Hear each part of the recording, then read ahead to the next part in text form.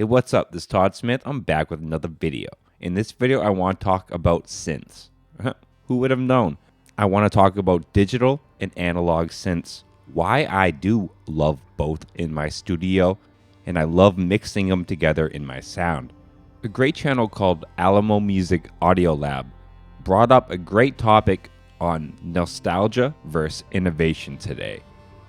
And that kind of really got me thinking on the topic of why I blend so much analog and digital together in my sound and in my studio. Now, I'm not going to touch on all the topics that he went into, but it definitely drove me thinking about this concept. So I want to put his link down below. Just like the DAW versus DAW-less debate, there's some people in the world who definitely choose one side, analog or digital, as the superior form of sound. I've never been that type of person. Just like the DAW versus DAW-less route, I take a middle road approach. I generally see strengths and weaknesses in everything and try to blend it all together into some form of powerhouse that takes advantage of both spectrums. I just recently made a video talking about how I feel we live in the best time in synthesizer history. And in my opinion, right now, it's because we have the option to chase the past, these analog clones, these analog devices from various companies at great price ranges.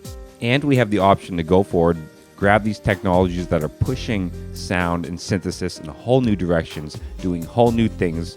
And it's really up to the user which way he wants to go on each individual piece or his entire setup. Just like I stated with everything else, I tend to take the middle road.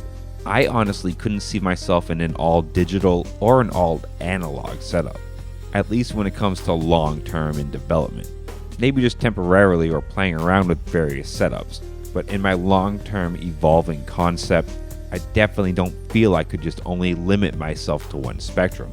The old school analog build, these clones that like Behringer are bringing to the table and the many synths like them, are in general covering my past, what I love from the history of synths. When I gravitate to things like the OP6 from Korg that is introducing more digital aspects to it, in those synths I'm trying to see what is going to push my sound forward, what's going to be different, what's going to be new. The classic side of FM was not interesting at all to me when it came down to the OP6. It was the new aspects of being able to blend FM with all those other waveforms, the front end control. What new things can you do with this machine? And it's one reason why you see me mixing digital and analog synths on my iPad with hardware analog synthesizers.